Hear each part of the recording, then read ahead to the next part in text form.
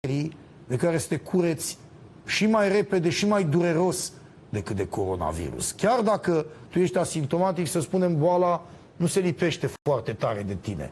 Dar dacă stai acolo 2 săptămâni, șansele ca să vii acasă sănătos, din păcate, la cum arată sistemul sanitar din România, sunt aproape nule. Și atenție, oficiali, aici trebuie să insistați foarte mult, trebuie să aveți o doză de curaj, lăsați etichetele astea administrative, judiciare, că nu contează, asta nu e decât birocrație.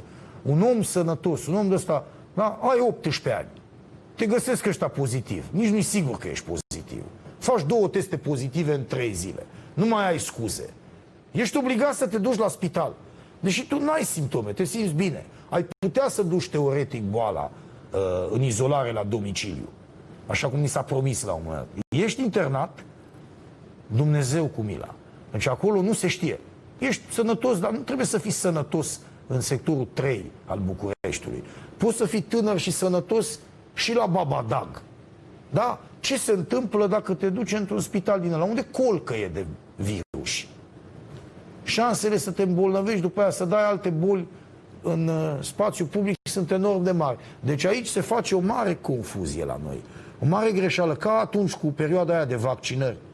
Sigur că ele sunt ok, dar pe o anumită categorie de oameni. S-a spus foarte clar, în cazul ăsta, o vaccinare făcută cu puțin timp înaintea coronavirusului, să zicem că aveai ghinionul ăsta fabulos, să te fi vaccinat în iarna asta de gripă și să fi luat coronavirusul la sfârșitul lunii februarie. Erai gata. S-au prăpădit în Europa Occidentală mii de oameni în situația asta.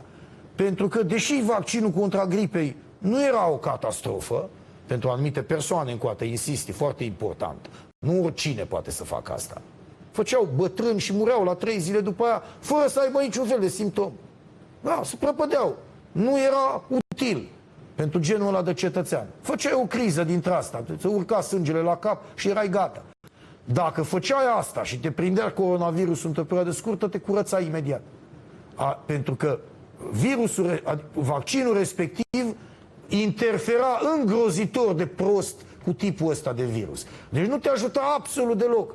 Sunt niște clișee mizerabile astea folosite în continuare de tot felul de tolomaci. Așa și aici, atenție mare cu internarea asta. România nu este Danemarca, nu este Olanda. Deci a te duce într-un spital nu este o garanție, dimpotrivă. Ar trebui să fie un pic mai atent și ăia de la CCR și ăștia de la Sănătate. Pe nu i-ar aruncați pe oameni grămadă. Ce dracu să facă acolo? Da, medicii sunt contaminați, sunt uzați, nu mai au chef de muncă, nu vine nimeni să vorbească cu tine. Stai undeva, nici apă nu primești să bei. Ce dracu faci acolo? Izolat, uitat de lume, sunt atâtea cazuri. Începi să te intri în panică și stările astea sunt proaste. Ești ușor depresiv, nu mai vorbește nimeni cu tine, n-ai la dispoziție mijloace de comunicare, chiar dacă ești sănătos, că tot ții așa. Tu ai de stat 14 zile acolo, să te uiți pe pereți. Este foarte complicat. Știu că nu o să rezolve nimeni problema asta, dar o să ajungă la un moment dat familii din România să-și numere morții tineri, da? În casă și să înceapă să dea în judecată autoritățile statului pentru procese care vor dura 10 de ani. Pentru astfel de lucruri. O să vină să vedem în libertate, la indiferenți din ăștia. Apoi eu am dat în ziar. Hai da pe dracu. O să apară, copilul meu n-avea nimic. Avea 17 ani, mi-a făcut un test, l-au luat de acasă. L-au luat cum te luau securiștii pe vremuri. Și unde l-au dus, doamnă? Nu știm unde l-au dus. Mulți au spus asta. Păi la ce spital era? Nu ni s-a spus. Și nu ați putut duce, nu îl puteam vizita. Și ne-au dat un telefon după 2 săptămâni să venim să luăm că e mort. Da? Deci în România asta este o posibilitate extrem de probabilă. Da? Alții, sigur, ok, măcar te-ai dus și că au ea grijă, un sistem sanitar ca lumea. La noi nu putem să vorbim despre așa ceva. Bun, o să vedem, o să mai continuă. Să sperăm că nu va fi chiar așa. Mă tem că acolo se va ajunge cât de curând. Dacă numărul de contaminări va crește și săptămâna viitoare. Bun, cu carantina și cu izolarea în spitale, vorbesc de carantina în spitale, izolarea în spitale, mi se pare o decizie absolut justificată a CCR, da? Nu există totuși nimic, nu există un cadru legislativ în primul rând pentru asta. Și văd că Ludovic Orban o ține langa tot în sensul ăsta. Asta este un pericol la fel de mare ca și epidemia, tovarășe Orban. România nu este o țară capabilă să-și vindece pacienții în spitale. Eu nu zic că dacă ești grav bolnav și nu mai poți să respiri, trebuie să stai acasă să mori în patul tău. Dar a te duce obligatoriu, prin ordonanță, în spital, că ai fost depistat pozitiv, este o tragedie. Pentru că sunt oameni care n-ar muri de coronavirus. Ar duce-o asta. Da? Stau 3 săptămâni, dar se vindecă. Faptul că se duc în spital le agravează situația, pot să ia alte bacterii. Deci terminați o dată cu tâmpenii de-astea. La fel cum până la urmă a ajuns și asta cu vaccinarea obligatorie, o marotă, și ați văzut, au apărut tot felul de partizani dintre ăștia, niște deșucheați, niște nebuni care o luau pe arătură. Dar ideea nu era asta, să le dai lor apă la moară, ci să discuți logic. Nu-ți poți permite într-o țară care nu are siguranță nici în paharul cu apă. Deci România nu este Danemarca, domnilor, nu este Norvegia. Dar nu este o țară sigură sanitară. Nu poți să spui toată lumea vaccinată, toată lumea testată. Pentru că, în primul rând, nu se poate, suntem primitivi. Și, în al doilea rând, nu este safe. Deci lăsați-o cu spitalele. Nu poți să-i duci pe oamenii sănătoși și chiar pe bolnavii asimptomatici într-o asemenea pandemie să-i înghesui în spitale. Să-i pui 2-3 într-un pat. Păi ajungi într-o... Da, tu ești un nimeni, ai 19 ani. Ești din Buzău sau din Râmnicu Sărat. Da? Ești controlat pozitiv pe stradă. Până atunci n-ai avut simptome. Te duce ăla repede, că se schimbă legea. Obligatoriu să stai în spital 14 zile. Te îmbolnăvești, domnule, în spital. Ce mănânci? Ce bei acolo? Care sunt condițiile de igienă acolo? Sunt zero, da? La Râmnicu Sărat sau la Buzău. Tu stai lângă alți bolnavi, care poate au nevoie de îngrijire. Deci, atenție, nu faceți atrocități de genul ăsta. Speranța oamenilor, dacă mai era una, vă spun eu, asta era. Doamne, mă îmbolnăvesc, dar măcar stau acasă.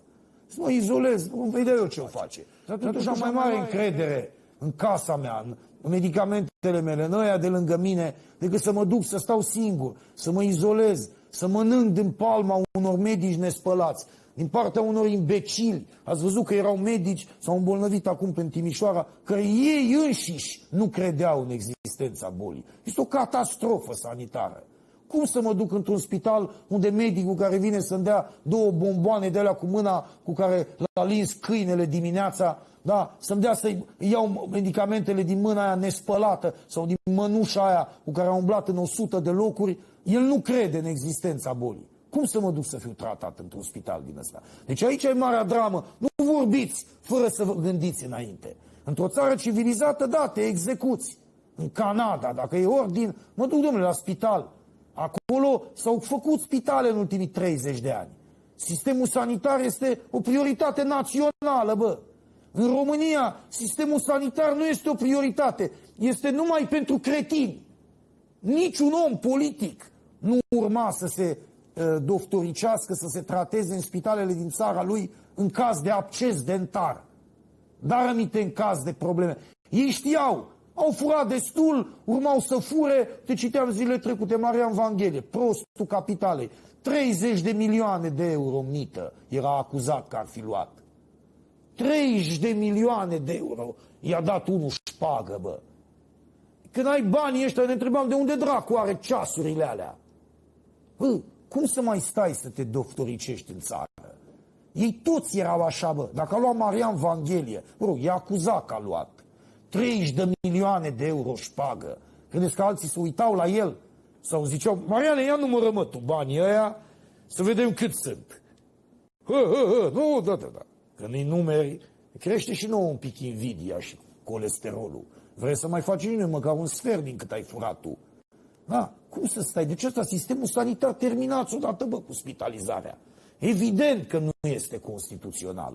Astea nu sunt condiții să trimiți un om de 19 ani.